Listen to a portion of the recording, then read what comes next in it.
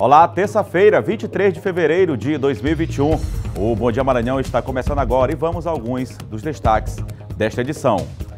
Começa a funcionar novo ponto de testagem em São Luís. Medida é adotada para controle da pandemia no Maranhão. E em Imperatriz, o hospital de campanha já será aberto no próximo mês para a oferta de mais leitos por conta do aumento do número de casos da Covid na região.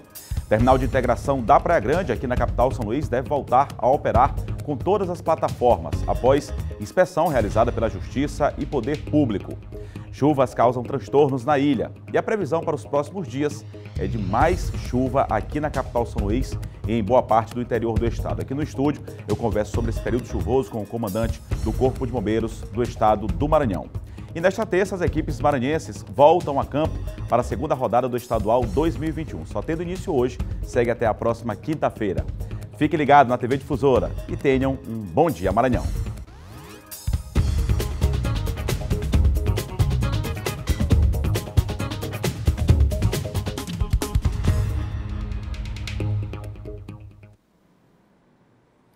É isso mesmo, pessoal, que seja uma ótima terça-feira para todos que nos acompanham aí de casa, você que acorda bem cedinho, toma café conosco, fica muito bem informado das principais notícias, das principais informações de todo o estado do Maranhão. Claro, a gente vai seguir falando sobre essa situação da pandemia aqui no estado, abertura de leitos, centro de testagem, também sobre a previsão do tempo. Choveu durante toda a segunda-feira, hoje pela manhã, nesta terça, tempo meio nublado, tempo meio aberto, ali parcialmente nublado, também aberto, mas não chove neste momento, pelo menos nas primeiras horas da manhã, mas foi muita chuva nesta segunda-feira. Daqui a pouco no estúdio, inclusive, a gente vai receber o Coronel Célio Roberto, comandante do Corpo de Bombeiros, para falar aí das ações dos bombeiros militares em todo o estado do Maranhão nesse período chuvoso de muito trabalho, muita chuva ainda, a previsão é de muita chuva ainda nos próximos dias e também nos próximos meses em boa parte do estado. Daqui a pouco tem a participação de Silvio Alves falando sobre segurança, John Coutrinho comentando aí os bastidores da política, falar de esporte também. Hoje já tem início aí a segunda rodada do Campeonato Maranhense, tem jogo também na quarta e na quinta-feira. A gente vai falar todos os detalhes para você que nos acompanha. Como você já sabe, o jornal recheado de informações. Agora, 7 horas e 2 minutos, a gente começa o Bom Dia Maranhão de hoje, mostrando como é que está o trânsito. Ontem o trânsito foi um caos, né?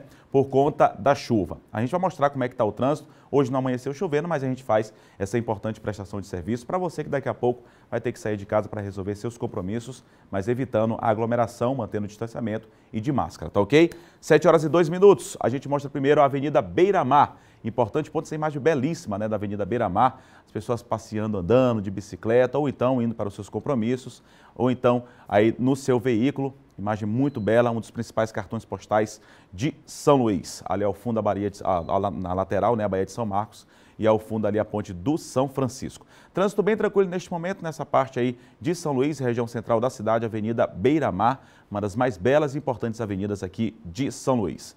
A gente mostra um outro ponto, agora pouco mais de 7 horas, né? Situação bem mais tranquila no trânsito, logo depois, mais tarde, é que vai ficar um pouco mais complicado. Agora seguimos para outro ponto da cidade, rotatória do São Francisco, lá do outro lado, né? A gente olhou agora há pouco a ponte do São Francisco, justamente do outro lado da ponte, a rotatória do São Francisco, pedestres aguardando ali na faixa de pedestre para atravessar, o que é o normal, o que é a regra, né? O que diz a lei, que é importante para evitar qualquer tipo de acidente, aguardando o momento correto para atravessar. Trânsito bem tranquilo neste momento também, aí na Avenida Castelo Branco, que é justamente a avenida que corta o bairro do São Francisco. Muitas pessoas também ali já na parada de ônibus, aguardando a passagem do coletivo. Vamos para outro ponto agora, outro ponto aqui da cidade, da capital São Luís, outro ponto importante. Aqui a gente fazendo essa prestação de serviço, mostrando o trânsito logo nas primeiras horas da manhã. Ontem foi bem complicado, rotatória aí do Tirirical. A situação é bem mais complicada neste momento na rotatória ali. As pessoas que vêm ali do bairro do São Cristóvão e outros bairros mais distantes da região central, já no acesso à Avenida dos Franceses, e também aqueles condutores que saem da BR-135, é a única chegada, né, porta de entrada e saída da ilha por terra. Pessoas também que chegam ali pela BR-135 precisam passar pela rotatória do Tirirical. Trânsito já bem mais carregado neste momento, principalmente aquelas pessoas vindo ali da área do São Cristóvão, com destino ali à Avenida dos Franceses, ou então para a BR-135, zona rural aqui da capital São Luís, neste ponto mais carregado, né? Nas primeiras horas da manhã, que a gente está mostrando aqui nesta terça-feira. Vamos seguir aqui para o último ponto, a gente mostrando para vocês como é que está o trânsito, como é que amanheceu o trânsito, né? Depois de um dia cheio de transtornos, muito complicado, caos no trânsito e também em vários bairros por conta conta do temporal na Ilha de São Luís nesta segunda-feira. A gente mostra como é que amanhece nesse outro dia pós-chuva, né, temporal em boa parte aí do estado e também na ilha. Avenida Jerônimo de Albuquerque, uma das principais, né, a maior avenida, né, daqui da capital maranhense, uma avenida muito longa e que sempre amanhece com o trânsito sempre complicado, agora tranquilo, né, em relação ao horário também, pouco mais de 7 horas da manhã, quando chegar aí às 7h30, mais próximo das 8 horas, a situação deve ficar bem delicada, o pessoal antecipando, inclusive, a saída de casa para evitar esse congestionamento. Ontem foi um dia, como eu disse, bastante complicado. Tá aí então a Avenida Jerônimo de Albuquerque, trânsito tranquilo neste momento, um pouco mais intenso, né, no sentido quem vem ali dos bairros da Coab, Coatrac, mais distante nesse sentido, o trânsito é um pouco mais complicado neste momento. Tá aí então 4 pontos importantes aqui de São Luís, essa prestação de serviço, agradecendo sempre a parceria aí do Centro de Operações, aí controle da Secretaria Municipal de Trânsito e Transportes, sempre colaborando aí com essa prestação de serviço para você que nos acompanha desde cedinho aqui no Bom Dia Maranhão. Tá ok? 7h06, a gente segue falando do trânsito. Agora a gente vai ver como é que está o trânsito na segunda maior cidade do estado, Imperatriz. Você já acompanha imagens ao vivo da Avenida Bernardo Sayão, em frente à unidade do SAMU, lá na cidade de Imperatriz. Trânsito neste momento lá no município de Imperatriz, é uma avenida importante, né? A Avenida Bernardo Sayão, lá na cidade também, com a ciclovia, pessoas que já estão caminhando, fazendo a sua atividade física, é claro, sempre seguindo as recomendações sanitárias. Trânsito bem tranquilo neste momento, agora 7h07, ainda bem cedinho. O pessoal ainda está em casa acompanhando a gente, né? Trazendo as informações, a gente mostrando também para o povo imperatrizense como é que amanheceu esta terça-feira também na Avenida Bernardo Sayão, um ponto importante lá em frente à unidade do SAMU, lá na cidade de Imperatriz. Obrigado também pelo carinho da audiência, a você que nos acompanha na cidade de Imperatriz. Daqui a pouco a gente vai trazer mais informações de Imperatriz e também da região Tocantina. 7h07 e o Ministério Público analisava 54 denúncias de irregularidades na vacinação contra a Covid-19. Os promotores das comarcas citadas nestes casos estão recebendo essas denúncias para averiguar caso a caso. As informações foram repassadas pela Ouvidoria do Ministério Público do Maranhão, que já registrou 54 denúncias de irregularidades na campanha de vacinação contra a Covid-19. O levantamento foi iniciado em 22 de janeiro e inclui outros registros, como consultas jurídicas, demandas improcedentes e procedimentos que aguardam mais informações para serem consolidados. Uma vez recebidas essas denúncias pelas promotorias de justiça, os promotores de justiça instauram as investigações devidas para apurá-las. Isso faz com que sejam instauradas investigações como inquéritos civis, como procedimentos preparatórios para apurar as irregularidades. Após o recebimento das demandas, a Ouvidoria do Ministério Público encaminha as denúncias para as promotorias de justiça responsáveis. Caso sejam identificadas irregularidades, principalmente no que diz respeito à ordem de prioridade para a vacinação, os envolvidos podem ser sim punidos. Além das denúncias enviadas à ouvidoria, as promotorias de justiça em todo o estado também estão recebendo diretamente denúncias sobre condutas irregulares relativas à imunização. São uma série de repercussões, tanto cíveis quanto criminais, quanto na esfera da improbidade administrativa, que podem ser deflagradas pelo Ministério Público para que haja essa persecução e coibição dessa prática de irregularidades no programa de vacinação local, também obedecendo às diretrizes do Sistema Nacional. Pois é, o Ministério Público acompanhando essas denúncias, né? 7h08, todo mundo esperando ainda a questão da vacinação. Os estados, muitos municípios, né? Em todos os estados brasileiros praticamente pararam a vacinação por conta dessa ausência de dose. O Ministério Público ainda investigando aí irregularidades. Enfim, a gente segue acompanhando essa situação. Vamos falar de notícia boa agora, que são aquelas pessoas já imunizadas, que já receberam pelo menos a primeira dose da vacina, já estão aguardando a segunda dose, seja ela da AstraZeneca ou a Coronavac. A gente atualiza para vocês os números da quantidade de vacinas já aplicadas aqui no estado do Maranhão, torcendo sempre para que esses números possam subir, não é isso? Vacinas aplicadas em todo o estado do Maranhão desde o início da campanha de vacinação, isso contra a Covid-19, 157.074, isso em todo o estado. E vacinas aplicadas aqui na capital São Luís, 51.099. Ultrapassamos aí a marca aqui na capital maranhense de 51 mil doses aplicadas, já bem próximo a 51.100. Lembrando que a segunda dose já está sendo aplicada aí muitas pessoas que já receberam, já foram totalmente imunizadas, segundo a comunidade científica que precisa da segunda dose, e mais pessoas que devem receber o imunizante aí, a nossa torcida. A fonte oficial, os dados aí da Secretaria Municipal de Saúde, Secretaria de Saúde aqui de São Luís e também da Secretaria de Saúde do Estado do Maranhão. 7 horas e 10 minutos, a gente segue falando sobre essa situação da vacinação, uma informação que todo mundo que está em casa quer saber, né? Mais informações, atualizações a respeito deste assunto. A Fundação Oswaldo Cruz, por meio do Instituto de Tecnologia em Imunobiológicos, vai receber hoje mais 2 milhões de doses prontas da vacina contra a Covid-19, desenvolvida pela farmacêutica AstraZeneca, em parceria com a Universidade de Oxford, que é justamente uma das vacinas que foi autorizada aí pela Anvisa. Eduardo Bueno tem os detalhes dessa informação. Bueno estava falando anteriormente, é o que mais as pessoas querem ouvir, né? Que mais doses cheguem e possam ser aí enviadas pelo Ministério da Saúde aos estados e essa campanha de vacinação contra a Covid possa continuar, não é isso? Você tem detalhes a respeito deste assunto? Muito bom dia, Bueno, bom trabalho a você. Exatamente, Eduardo, um ótimo dia para você e um bom dia a todos. E é bom quando a gente começa, então, essa edição do Bom Dia, trazendo notícias boas à população. As doses já chegaram ao Aeroporto Internacional de Guarulhos, no estado de São Paulo. Elas chegaram por volta de 6h55 da manhã, antes mesmo do início aqui do nosso Bom Dia Maranhão. As doses já haviam chegado no Aeroporto Internacional de Guarulhos. Elas são fruto, então, de uma negociação feita entre o laboratório AstraZeneca e a Universidade de Oxford e também o Instituto Serum da Índia. Elas saíram ontem da cidade de Mumbai, lá no país indiano, e chegaram a São Paulo. Logo em seguida, depois dos procedimentos alfandegários, elas devem seguir para o Aeroporto Internacional Antônio Carlos Jobim, o Aeroporto Tom Jobim, Galeão, na Ilha do Governador, na capital carioca, no Rio de Janeiro. Depois de chegarem ao aeroporto, elas vão direto lá para a Fiocruz, Fundação Oswaldo Cruz, onde vão participar aí de um processamento. Essas doses serão processadas. Então, primeiro, os cientistas querem saber se elas chegaram na temperatura certa, depois vão saber se realmente vão passar então por um teste de qualidade e em seguida serão rotuladas. A expectativa é que todo esse processo termine na madrugada do dia 24 de fevereiro, quando elas serão distribuídas, serão entregues ao Ministério da Saúde para que haja distribuição para todos os estados do país. A quantidade de doses, Eduardo, foi bem menor do que havia sido anunciado pelo Ministério da Saúde na semana passada. Chegaram apenas 2 milhões, no total são 12 milhões. Essa transferência, essas entregas de doses começaram no dia 24 de janeiro.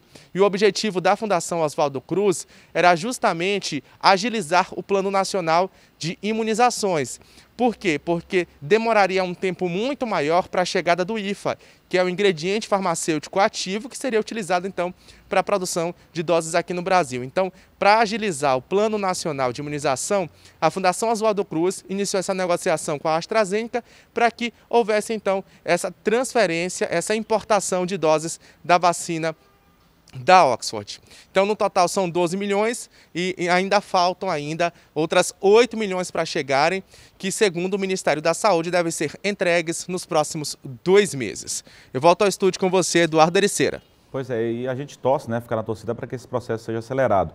Tá aí o Bueno, obrigado, Bueno, pelas informações. Falando todo o processo, né, o procedimento, claro, tem que ser muito bem avaliado, são vacinas que serão aplicadas em pessoas, todo esse processo é normal, é um processo burocrático aí para checar a questão da segurança da vacina que será aplicada nas pessoas, já foi autorizada pela Anvisa, mas tem essa questão de refrigeração, verificar a questão da vacina, a rotulagem, o que é super importante, mas a gente torce para que esse processo seja o mais rápido possível e mais pessoas sejam imunizadas. 7 horas e 13 minutos, a gente fala agora das ações que vêm sendo tomadas aqui no estado do Maranhão, na capital São Luís, para conter a pandemia do novo coronavírus.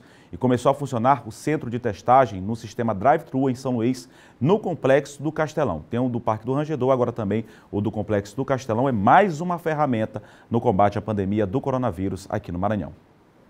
Dona Raimunda foi uma das primeiras pessoas a fazer o exame no novo centro de testagem em sistema drive-thru na capital maranhense. Eu vim logo no primeiro dia porque tá assistindo televisão, de segunda-feira eu tô dentro. O resultado deu negativo e ela saiu aliviada. Estava me adoecendo só de pensar que eu estava, né? Agora, graças a Deus, o teste é maravilhoso pra gente, né? A estrutura montada no Complexo do Castelão, na Vila Palmeira, também facilitou o acesso ao teste para o seu João. Tá melhor, tá bem fácil, sim. Pouca gente, mas é preciso que o pessoal venha mais, né? A estrutura tem capacidade para atender 800 pessoas por dia e vai funcionar até o dia 5 de março, em paralelo com os atendimentos realizados no Centro de Testagem do Parque do Rangedor. Podem fazer o teste no local pessoas com 45 anos ou mais, gestantes e pessoas com deficiência. O horário de funcionamento vai das 8 horas da manhã às 4 horas da tarde. E nós conseguimos ampliar essa testagem para outro público. Então, hoje, nós estamos disponibilizando esse serviço para pessoas a partir de 45 anos, né? Incluindo os idosos, por lei, a partir de 60, pessoa com deficiência e gestante, é bom dizer. Segundo a Emicer, o número de testes realizados atualmente é igual ao de abril do ano passado, quando o estado alcançou o pico da primeira onda de contaminação. O que tem preocupado os especialistas é o percentual de resultados positivos, que dobrou de 15% para 30%. Importantíssimo a gente testar mais, enquanto mais a gente conseguir ampliar essa capacidade de testagem, a gente consegue entender mais a doença. A taxa de contágio de 1,18, divulgada pela Secretaria de Estado da Saúde na última sexta-feira, é menor que a da semana retrasada. A situação é considerada estável, mas a necessidade de ampliar o número de pessoas imunizadas continua sendo urgente. Por isso, a ideia é manter testagens e vacinação em paralelo. No momento, a gente está aguardando novas doses para a gente poder fazer essa distribuição. Tão logo chega essas doses, a gente fará no menor tempo possível essa distribuição para que a população seja o mais rapidamente imunizada. Pois é, a testagem que foi fundamental, né? Digamos assim que na primeira onda e tem sido agora com o aumento do número de casos. A gente trouxe inclusive a informação, eram 15, agora subiu para 30, enfim, novos casos surgindo, que é o que a gente não quer que aconteça. E a testagem é uma ferramenta super importante, uma ação super importante para controle, né, da pandemia aqui na capital São Luís e, claro, em todo o estado do Maranhão. Agora a gente atualiza os números da Covid aqui no estado do Maranhão, 7 horas e 17 minutos. Já está aqui na sua tela o número de casos confirmados, 216.210. Ativos, a gente ultrapassou a marca de 9 mil. É preciso que estabilize, né? A gente percebeu na primeira onda que o vírus se comporta dessa forma. Ele sobe, depois estabilize, decresce, que é o que a gente quer logo que aconteça, que estabilize e esses números possam cair. 9.260 pessoas que estão confirmadamente aí com o vírus aí, infectadas pelo vírus, pelo coronavírus. 4.949 óbitos, se aproximando da marca dos 5 mil, lamentavelmente. Número de recuperados, 202.001. Mais de 202 mil recuperados. Número super satisfatório, uma notícia boa em meio a tanta notícia chata, né? Número de novos casos nas últimas 24 horas, 104 na Ilha de São Luís, 15 em Imperatriz, 149 nas demais regiões, segundo o último boletim aí emitido pela Secretaria Estadual de Saúde. Vamos mudar um pouquinho de assunto? 7 horas e 17 minutos aqui no Bom Dia Maranhão. Agora a gente fala de segurança.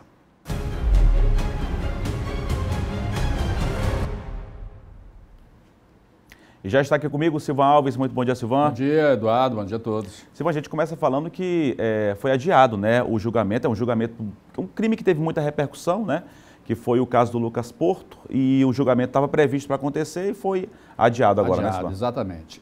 Esse julgamento deveria acontecer amanhã, quarta-feira, né, pela pauta do Tribunal de Justiça do Estado do Maranhão. Mas os advogados de defesa do empresário Lucas Porto, eles solicitaram uma perícia a respeito do isolamento acústico do apartamento onde a Mariana foi assassinada, isso em 2016. Como é uma perícia complicada e que demanda um certo tempo até a avaliação feita pelos peritos para formatar esse laudo, o tribunal achou por bem adiar o julgamento para o dia 24 de maio, né, deste ano, que é o tempo que a perícia vai ter para responder esses questionamentos que foram levantados aí pelos advogados de defesa do Lucas Porto. Enquanto isso, ele permanece recolhido no Complexo Penitenciário São Luís e está preso desde o período do crime, não é? Quando ele foi preso, e agora, né, a família da Mariana, né, inclusive tem um movimento nas redes sociais, todos por Mariana, né, eles, claro, não gostaram desse adiamento, mas eles estão esperançosos na certeza de que a justiça vai ser feita nesse caso. Se vamos falar essa questão de feminicídio, né, um caso que já se arrasta desde 2016, como você falou, aguardando o julgamento agora previsto para acontecer no dia 24 de maio, só reforçando aquele crime bárbaro que a gente mostrou aqui também, que aconteceu no interior do estado, mais um crime de feminicídio. E o principal suspeito, na verdade, foi preso aí, tem imagens, né, que comprovam. Tem imagens. Então, não, aí o trabalho de investigação já apontou aí para esse crime de feminicídio e o responsável foi preso, né, Silvano? Inclusive a delegada Rosalina, a delegada da mulher lá de Balsas, ela deve concluir, o prazo é de 10 dias, mas ela deve ter que concluir até amanhã, diante da robustez de provas. As imagens falam por si, né? Tem imagens desde o momento em que ele agrediu a vítima dentro de casa, depois as imagens externas. Imagens fortes, né, Silvano? Imagens fortes, né, que levaram a justiça de imediato a decretar ontem a prisão preventiva do seu Miguel Francisco, que é pecuarista, ele é fazendeiro lá em Balsas. Ele se reservou o direito de permanecer calado durante a lavratura do auto de prisão em flagrante. Ontem, novamente, ele voltou a ser questionado pela delegada, novamente voltou a exercer a prerrogativa de permanecer calado, mas, segundo a delegada, as imagens falam por si, os instrumentos que foram utilizados, o depoimento dos policiais da Força Tática que fizeram a prisão dele. Para esses policiais, ele teria falado que o motivo do crime foi justamente pelo fato da vítima não querer se recusar a reatar o relacionamento com ele, que teria sido a motivação aí desse crime. A gente chama a atenção, uma banalidade, né? Ninguém é dono de ninguém, enfim.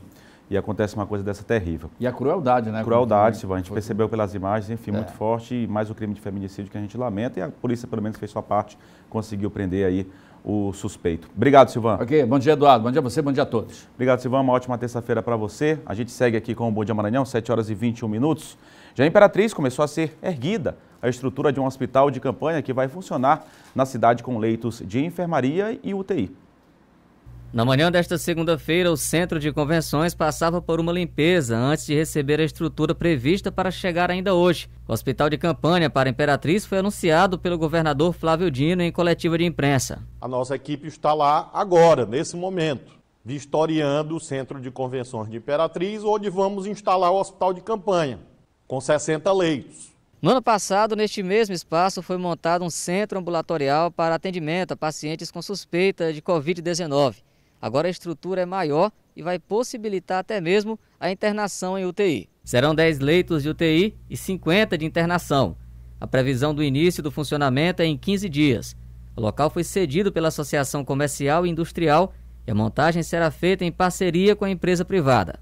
Agora o atendimento de gravidade é mais necessário. Tem muita gente agravando e lotando as UTIs da rede hospitalar, tanto a pública como a particular. Pois é, aumento de número de casos também lá no município de Imperatriz. A gente permanece lá em Imperatriz, agora falando ao vivo com o Emerson Pinto, que traz informações lá da cidade de Imperatriz e também da região. Emerson, muito bom dia a você, bom dia a todos aí na TV Difusora Sul.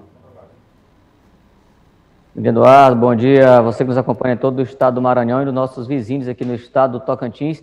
E aqui tem essa questão aí, né, do aguardo para o início dessa montagem da estrutura do hospital de campanha aqui no Centro de Convenções, como você acompanhou na reportagem agora, aguardada a chegada da estrutura para dar início, né, essa montagem, esse hospital ficar pronto aí num prazo de 15 dias. Agora, uma outra situação que está preocupando aqui na cidade é o nível do rio Tocantins. Ontem à noite, a Defesa Civil emitiu um sinal de alerta anunciando que nas próximas horas poderia acontecer inundação, né, por conta do rio Tocantins, que está aumentando o nível do rio. Ontem à noite estava em 4,70 metros acima do normal, havia previsão de chuva, choveu um pouco ali no início da noite. Hoje pela manhã conversei com o superintendente de Defesa Civil, Josiano Galvão. Ele disse que o nível do rio continuava em 4,70 metros acima do normal. Aí são forças da Defesa Civil que estão, neste exato momento, os agentes estão ali no Porto da Balsa com o trabalho de monitoramento. Josiano Galvão, superintendente da Defesa Civil, informou que esse processo faz parte já de um plano de ação que começou a ser colocado em prática ainda na noite de ontem, quando veio a informação de que a barragem, né, hidrelétrica de Estreito estaria liberando uma vazão de 7.500 metros cúbicos de água por segundo. Então, essa vazão liberada ontem lá da hidrelétrica de Estreito é aguardada chegar aqui em Imperatriz nas próximas horas. Foram informações repassadas há poucos minutos. Conversei com o Josiano Galvão por telefone e ele disse que neste momento, como você viu nas fotos aí, a equipe está de prontidão ali nas margens do rio Tocantins, mais precisamente no Porto da Balsa, à espera da chegada desse volume de água que foi liberado lá na hidrelétrica de Estreito. 7.500 metros cúbicos de água por segundo. Chove bastante aí na região e toda essa água a hidrelétrica acaba liberando, né? E aí essa água vem chegar aqui em Imperatriz e o risco de inundação é grande. Se realmente chegar esse volume, 7.500 metros cúbicos, Josiano Galvão disse que a iniciativa é mesmo retirar famílias ali da área ribeirinha. Então a situação é preocupante, o sinal de alerta que foi emitido ainda na noite de ontem pela Defesa Civil tem validade ainda e a qualquer momento poderemos ter mais novidades em relação a este caso, né, que seria a retirada de famílias ali da área ribeirinha, mas a gente vai acompanhar isso, monitorar também essa situação junto com a Defesa Civil. O Corpo de Bombeiros também ontem, nas redes sociais do 3º Batalhão de Bombeiros Militar, e o Corpo de Bombeiros acabou informando também sobre esse aumento no volume do Rio Tocantins. Então é preocupante essa situação, mas a gente fica aqui monitorando também, juntamente com a Defesa Civil e com o Corpo de Bombeiros, e qualquer novidade aqui para a região, quem acompanha a TV Difusora Sul vai ficar sabendo, e vocês também aí em São Luís e em todo o estado. Mudando de assunto, falando sobre droga, que foi apreendida ontem aqui na cidade de Imperatriz. Uma quantidade de maconha em poções, cerca de 40 poções de maconha, esses tabletes aí, 4 tabletes de maconha prensada, os sachês de cocaína, munição também apreendido ontem em uma residência no Parque Tocantins, que fica ali na região do Grande Santa Rita. Celulares também e até câmeras utilizadas em circuito de monitoramento. Não foi informada a quantidade de pessoas que foram presas nessa ação da Polícia Militar na área do 3º Batalhão e não havia sido informada também a quantidade de droga apreendida. O certo é que todo esse material e as pessoas que foram presas foram apresentadas à Delegacia da Polícia Civil e neste instante estão à disposição da Justiça. Estas são as informações aqui da nossa região. Eduardo, voltamos com você. Obrigado, Emerson. Um grande abraço aí a todos na TV Difusora Sul. Vocês seguem monitorando essa situação das chuvas, informando a gente aqui também, claro, todo o Maranhão. Uma situação preocupante aí de muitas chuvas em todo o estado do Maranhão. Tem chovido bastante. E por falar nesse assunto, 7 horas e 26 minutos, no próximo bloco, os transtornos ocasionados pelo temporal na Ilha de São Luís. Previsão é de mais chuva para os próximos dias. E mais, aqui no estúdio, o Bom Dia Maranhão recebe o comandante do Corpo de Bombeiros, o Coronel Célio Roberto, para falar sobre essas ações neste período chuvoso. Agora, 7 horas e 27 minutos, a gente vai com imagens ao vivo, neste momento ali da ponte do Ipaze, trânsito já bem mais carregado neste momento. 7 e 27, o Bom Dia Maranhão volta já.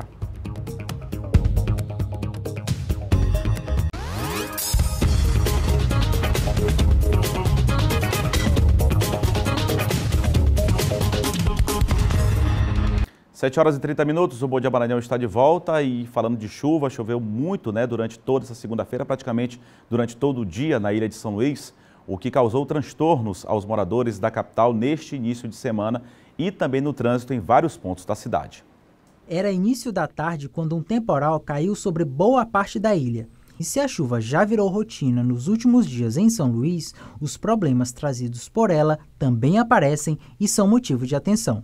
O Instituto Nacional de Meteorologia emitiu alerta laranja para metade do Maranhão na manhã desta segunda-feira.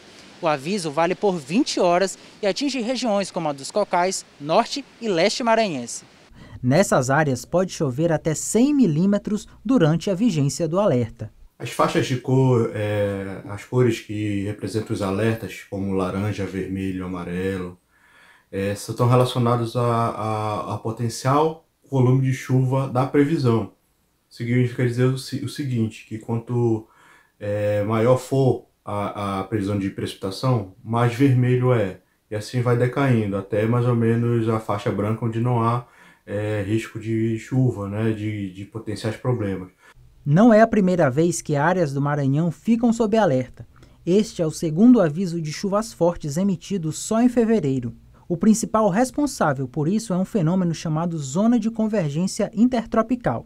Os temporais devem ficar mais intensos em março e abril e esse é um padrão comum para esta época do ano. Apesar de nós estarmos mais acostumados com maiores índices pluviométricos, né, tem toda uma questão de alagamentos, questão de deslizamento de terra, que acontece praticamente todo ano em função das chuvas propriamente ditas. Então, esses níveis eles servem, na verdade, para nos alertar em relação a esse tipo de coisa, mas não que isso seja extraordinário ou que seja incomum. Na verdade, é uma coisa bastante comum a ocorrência desse tipo de coisa no período chuvoso.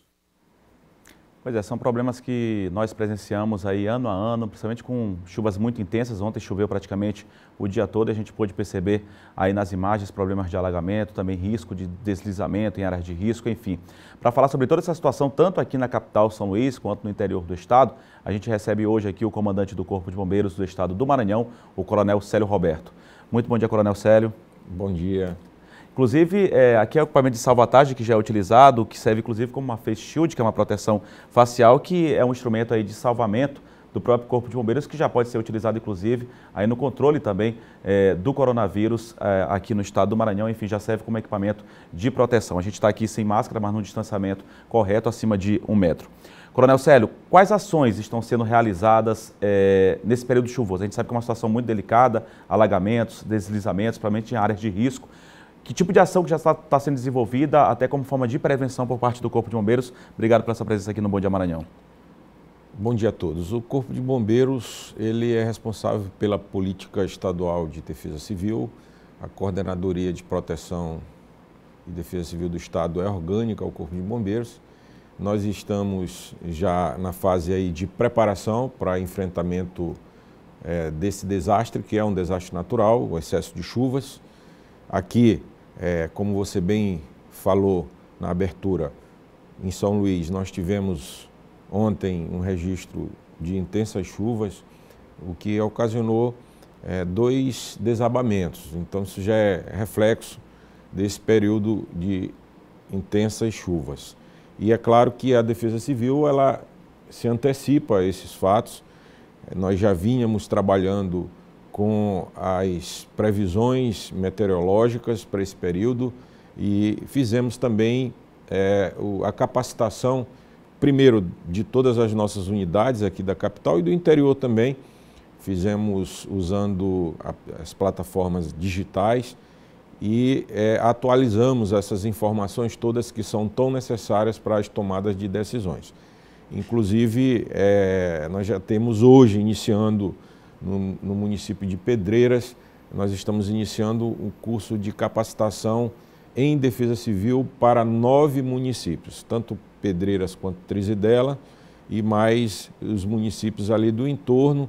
2 deles, como é o caso de Jatobá e também de São Roberto, já apresentaram problemas com excesso de chuva e isso faz com que a gente tenha que, o mais rapidamente possível, dotar os municípios de um poder melhor de resposta. Para se trabalhar com resposta a esse desastre, nós temos que trabalhar de forma coordenada, todos os atores aí, tanto do poder público municipal quanto estadual e mais ali a sociedade, tem que trabalhar de forma que nós tenhamos a mitigação aí dos efeitos de qualquer evento mais forte que venha acontecer. Coronel Célio, o senhor falou sobre essa situação aí de Jatobá, São Roberto, mas o Emerson trouxe as informações dessa cheia já dos rios lá no município de Imperatriz, na região. Uma situação bastante delicada também, essa parte do interior do estado sendo monitorada pelo Corpo de Bombeiros, né?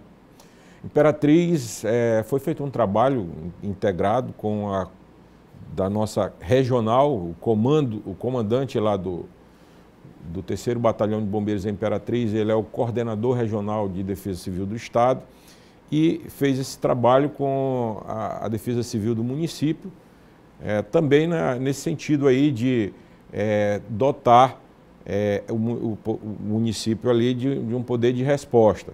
Nesse momento já tem se catalogado ali os abrigos, porque caso seja necessário aí com essa elevação provável do rio Tocantins, as primeiras famílias que são ali do bairro da Caema e da Balsa têm que ser retiradas e colocadas em local seguro. Esse trabalho já é um trabalho que não é estranho para nosso efetivo lá de Imperatriz. O que temos que fazer todos os anos é a preparação para que no momento do evento todos, de forma coordenada, possam fazer ali a sua parte e assim a gente evitar que haja maiores danos e principalmente que haja ferimentos aí para as famílias que precisam ser retiradas. A vida é o fundamental nesse momento também. O principal Coronel Célio Roberto, o período chuvoso já é muito delicado, né? Já é um trabalho muito minucioso, um trabalho muito complexo por parte do Corpo de Bombeiros, ainda mais em meio a uma pandemia, que é o que a gente vive neste ano. Como é que tem sido feito o trabalho também do Corpo de Bombeiros em relação a essa questão do combate à pandemia? A gente já trouxe, inclusive, aqui informações de distribuição de cestas básicas, mas como é que tem sido as ações também do Corpo de Bombeiros nesse momento de período chuvoso que é complicado, delicado e ainda em meio a uma pandemia? Nós queremos aqui ressaltar que o governador Flávio Dino ele já encaminhou já encaminhou a compra, né, de 100 mil cestas básicas. Essas cestas básicas elas estão sendo distribuídas naquelas áreas de maior vulnerabilidade social, de extrema pobreza, e essas famílias estão sendo atendidas. Nós estamos aí todos os dias fazendo essa distribuição de cestas, que vão atender tanto a população aqui da grande ilha de São Luís, mas também irão ser atendidas as famílias aí dos demais municípios do nosso estado. Já foi entregue uma quantidade para famílias afetadas no município de Jatobá, que teve na semana passada chuvas intensas e assim também trouxe prejuízo ali para as famílias, e essas famílias foram atendidas, portanto. E isso é importante se dizer porque nesse momento aí de dificuldade, de isolamento social e restrição aí na locomoção das pessoas, algumas dessas famílias que sobrevivem fazendo pequenos negócios, vendendo às vezes um lanche, algo desse tipo, essas famílias elas ficam sem a sua renda. Então essa medida é importantíssima. E o Corpo de Bombeiros se sente honrado em poder participar nesse momento, levando de forma segura esse alimento na casa dessas famílias, evitando que haja aglomeração e, com isso, propagação aí do coronavírus. Hoje, inclusive, tem uma distribuição de cestas também, mais uma atividade aí, mais uma ação que será realizada pelo Corpo de Bombeiros a partir das 9 horas da manhã. O Coronel Célio Roberto vai estar no Parque do Bom Menino para fazer essa distribuição para as famílias aqui da capital São Luís. Distribuição essa que também acaba beneficiando também todo o estado do Maranhão, famílias maranhenses. Coronel Célio Roberto, muito obrigado. A gente vai trazer mais detalhes a respeito, inclusive, dessa ação no Hora D daqui a pouquinho, ao meio-dia. Obrigado, Coronel Célio Roberto, comandante do Corpo de Bombeiros do estado do Maranhão. Nós agradecemos, o Corpo de Bombeiros está à disposição 24 horas, o nosso telefone de emergência é 193. Conversamos aqui com o Coronel Célio Roberto, comandante do Corpo de Bombeiros do estado do Maranhão. A gente segue com o Bom Dia Maranhão e após mais de um ano de interdição, né, com interdições, problemas, o terminal de integração da Praia Grande em São Luís vai voltar a funcionar de forma integral. A comitiva vistoriou as obras realizadas nas plataformas 1 e 2. Defesa Civil, Estadual e Municipal aprovaram a nova estrutura. Avaliação, a gente percebe que foi feita uma recuperação nos pilares, em algumas vigas, né, na parte estrutural. E me parece ok, essa primeira avaliação que a gente percebe é isso, está tudo bem. As obras foram feitas em cumprimento à determinação judicial da Vara de Interesses Difusos e Coletivos. Após mais de um ano com interdições parciais, o terminal de integração da Praia Grande volta a funcionar de forma integral. A princípio foram interditadas e reformadas as plataformas 3 e 4, mais próximas do mar e que estavam mais degradadas. O processo e as obras começaram em 2019, quando a Secretaria Municipal de Trânsito e Transporte entrou com uma ação pedindo que o Consórcio Central fizesse a reforma do terminal. A administração e manutenção desses equipamentos são de responsabilidade dos consórcios desde 2016, quando foi realizada a licitação do transporte público da capital. Nós ouvimos hoje a Defesa Civil Estadual e o Corpo de Bombeiros, Defesa Civil Municipal, Consórcio, Prefeitura de São Luís, Governo do Estado, e todos concordaram com a possibilidade já de desinterditar as plataformas. Apesar da conclusão da obra emergencial, os usuários do terminal ainda reclamam da falta de infraestrutura.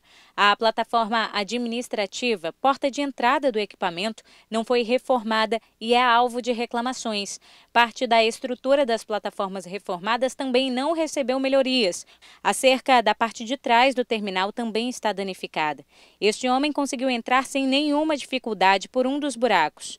As deficiências foram avaliadas pelo Corpo de Bombeiros.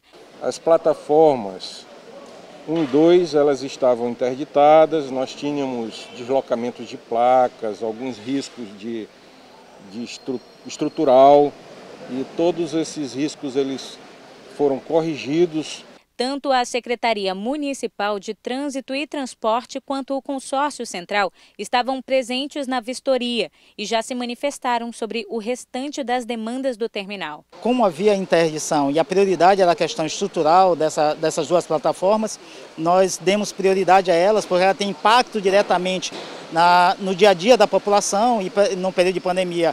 Estavam todos aglomerados em 2 plataformas apenas. Agora nós iremos para uma outra etapa, que é a parte que nós denominamos da parte administrativa do terminal, para que a gente faça as adequações necessárias à manutenção que requer. A situação dessa parte administrativa, que é a parte de entrada do terminal de integração, ela não está comprometida como estavam essas plataformas. Isso não quer dizer que nós não iremos atuar lá, nós iremos atuar, só que não é com a urgência, com a gravidade que nós precisávamos urgentemente, vamos dizer assim, atuar, que nós fizemos nas 4 plataformas. Fundamental, né? A segurança dos passageiros, usuários, enfim, profissionais rodoviários também no terminal da Praia Grande, que tem que ser tratado aí como prioridade. A gente segue com o Bom Dia Maranhão, agora trazendo informações ao vivo lá da cidade de Caxias. Quem participa conosco é a Raquel Souza. Muito bom dia, Raquel. Bom dia a todos aí na TV Sinal Verde. Olá, bom dia a você, Eduardo, bom dia a todos. A gente traz informação sobre segurança, que por meio da Operação Bairro Seguro, a Polícia Militar de Caxias realizou ontem a prisão de 3 pessoas, apreendeu uma arma de fogo e recuperou uma motocicleta que havia sido roubada e uma outra que estava adulterada. A primeira ocorrência foi por volta de 9 horas da manhã, no centro da cidade, onde policiais abordaram um homem que estava conduzindo uma moto modelo YBR sem placa. A segunda ação, poucos minutos depois, 9h30 da manhã, foi no bairro Tamarineiro.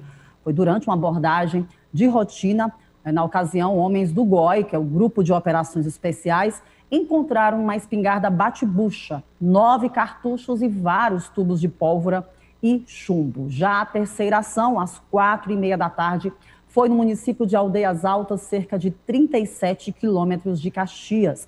Ocasião em que um homem foi abordado conduzindo uma motocicleta sem placa na Avenida João Rosa, centro da cidade. Então, com a identificação do veículo, os policiais constataram que a motocicleta, uma Bros, além de estar sem placa, também possuía o chassi e o motor, e o número do motor adulterado. Então, os 3 homens foram encaminhados à Delegacia de Polícia Civil, bem como a arma de fogo e as 2 motocicletas. E lembrando que com essas últimas ações, a polícia, o comando do 2º Batalhão de Polícia Militar de Caxias, contabiliza mais de 50 motocicletas recuperadas, geralmente produto de furto ou roubo.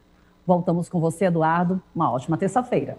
Obrigado, Raquel. Uma ótima terça-feira a toda a equipe também lá no município de Caxias e em toda a região. Obrigado pelo carinho da audiência. E no próximo bloco tem os destaques da política com John Coutrin.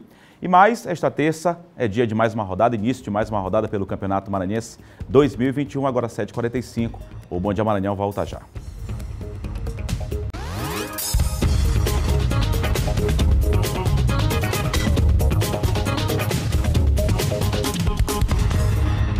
Sete horas e 48 minutos, o Bom Dia Maranhão está de volta. Vamos ver como é que está o tempo no interior do estado e aqui na capital São Luís. A gente começa pela cidade de Imperatriz, como a gente conversou agora há pouco. Muita chuva em todo o estado do Maranhão. Para Imperatriz, na manhã desta terça-feira e durante o dia, predomina muitas nuvens e pancadas, espaços de chuva a qualquer momento. Aí o tempo agora lá na cidade de Imperatriz, Tempo nublado neste momento, a preocupação com a cheia aí do Rio Tocantins ainda. Imagens ao vivo da Beira Rio, tempo nublado, a previsão para hoje é de mínima de 24 e máxima de 32 graus. A gente segue mostrando a previsão do tempo agora aqui para a capital São Luís. Choveu durante toda a segunda-feira, vamos saber como é que fica essa terça. Predomina muitas nuvens e pancadas esparsas de chuva também a qualquer momento, inclusive a previsão de 90% de chuva aqui para a capital maranhense nesta terça-feira. Tempo nublado também, não chove neste momento, mas nuvens cinzentas ali no céu. Mínima de 25, máxima de 31 graus. A gente segue agora para a cidade de Açailândia. Previsão para hoje de sol com algumas nuvens. Chove rápido durante o dia e a noite. Noite, inclusive, com pancadas de chuva e trovoadas, pelo menos é o que indica a previsão. Sol tímido ali, mas nuvens nubladas também lá no município de Açailândia. Previsão para hoje de mínima de 24, máxima de 30 graus. A gente mostrando a previsão do tempo. Nublado aí em boa parte do estado do Maranhão, bem nublado na cidade de Imperatriz, aqui na capital São Luís, também apesar de não chover, nem em Imperatriz, nem aqui em São Luís, no município de Açailândia, tempo nublado, sol ali meio tímido ainda tentando sair, mas nublado em boa parte aqui do estado do Maranhão, inclusive com neblina, né, em boa parte aqui da capital maranhense. A gente já recebeu a produção, inclusive telespectadores que aí nos mandaram imagens, tá aí então, imagens que foram encaminhadas agora há pouco por telespectadores aqui do Bom Dia Maranhão em vários pontos da cidade. Tá aí, ó, você acompanhou um ponto primeiro, agora um outro ponto já da cidade. Isso tudo é neblina, viu? São Luís amanhecendo com uma neblina no início desta terça-feira, muita neblina em vários pontos aí, foram os nossos telespectadores que encaminharam a nossa produção em vários pontos aqui de São Luís, neblina na manhã desta terça-feira após um dia chuvoso. A gente vai aí falando para vocês, explicando junto à meteorologia esses fenômenos que acontecem e ainda com previsão de muita chuva aqui para a capital maranhense e boa parte do estado. 7 horas e 51 minutos, aqui no Bom Dia Maranhão a gente fala agora de política.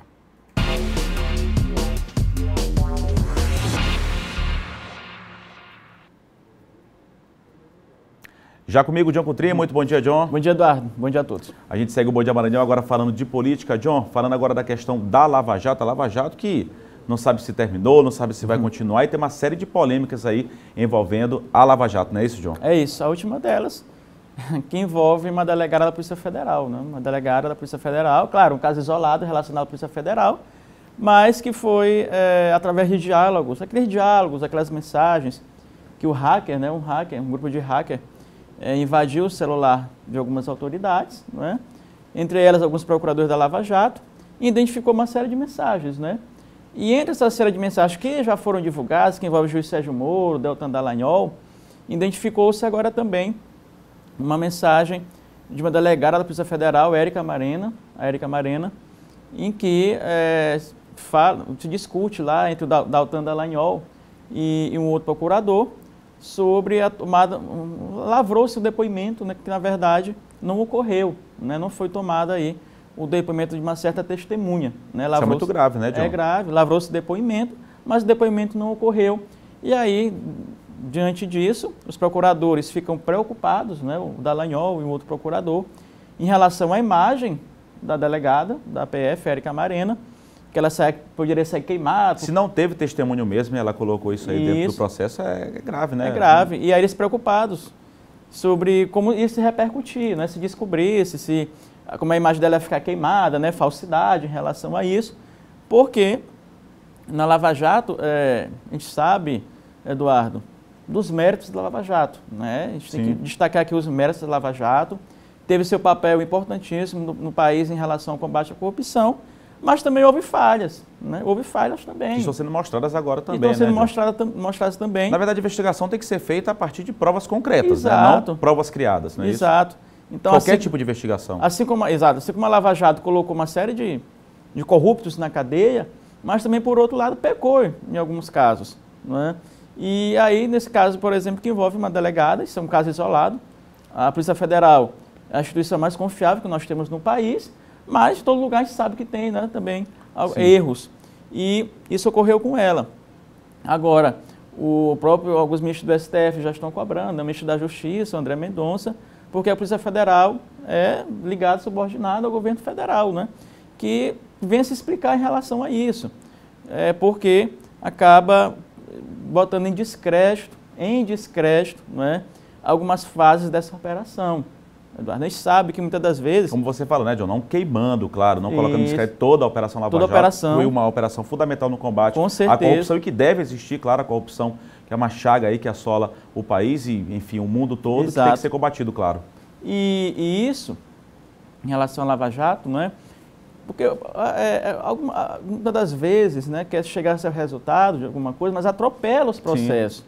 Né? A gente sabe que a justiça é um pouco lenta, né, que demora.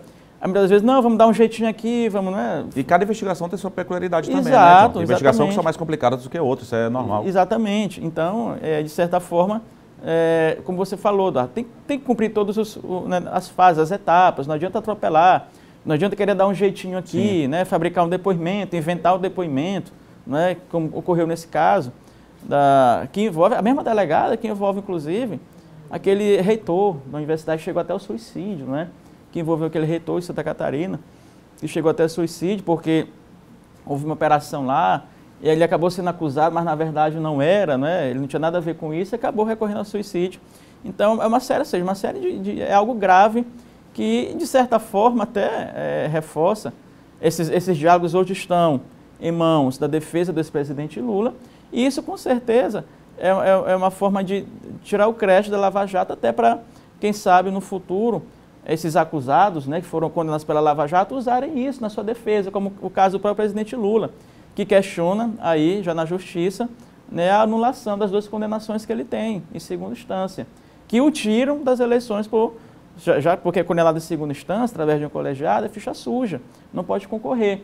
Então, com certeza isso vai querer reforçar o discurso daqueles que são contra a Lava Jato, inclusive ministros do STF também, que são contra essa operação. John, a gente segue agora falando de política, mudando agora de assunto, sobre uma pré-candidatura que foi lançada de um prefeito aqui ao governador do estado, o presidente do partido dele, o PSL, que é vereador inclusive aqui de São Luís, o Francisco Carvalho, se manifestou a respeito deste assunto, não é isso? O Chico Carvalho, que é o presidente estadual do PSL, disse que lançamento de candidatura não tem ainda, né, aval da direção nacional e tampouco da estadual. É claro que o Laércio, que é o prefeito de São Pedro dos Crentes, conversou com o Chico Dias, conversou com ele há um tempo atrás, né? Mas ele fez um lançamento aí na semana passada, sem a presença de ninguém do PSL, que é o partido dele. Sem a presença de ninguém, porque isso não é uma tomada ainda, né, de decisão do partido, do PSL. A gente sabe como é o PSL aqui no Maranhão, todo mundo conhece, né? Não adianta. Tentaram até tirar certa vez o mandato do Chico, foi uma questão que envolveu a direção nacional, depois ele voltou aí. Então, o PSL não é assim, tem que ser conversado, até porque o prefeito lá, o Laércio, é bolsonarista, né? E o próprio Chico disse que o PSL hoje não está tão bolsonarista assim, está dividido o partido, né? E não se sabe também quais são os projetos do PSL nacional no Maranhão. Qual é o projeto do partido para o Maranhão? É claro que isso depende das conversações no campo, na esfera nacional. Então, toda a tomada de decisão, Eduardo, depende da nacional. E aí o Laércio está colocando o nome dele à disposição, mas isso ainda não tem nenhum aval do partido. Obrigado, John. Até amanhã. Até amanhã. Boa terça-feira, John Coutrin, volta amanhã com a gente. Claro que todo mundo tem direito de se candidatar, mas tem que ser uma decisão de partido. Olha, nesta terça-feira tem início a segunda rodada do Campeonato Maranhense, temporada 2021. O Sampaio, que goleou o Bacabal na primeira rodada por 4-0, enfrenta em São Luís, no estádio Castelão, a equipe do São José, que perdeu na primeira rodada para o Pinheiro. O jogo está marcado para as 7h30 da noite. Amanhã acontecem outros jogos, a rodada segue amanhã, que está na quarta-feira.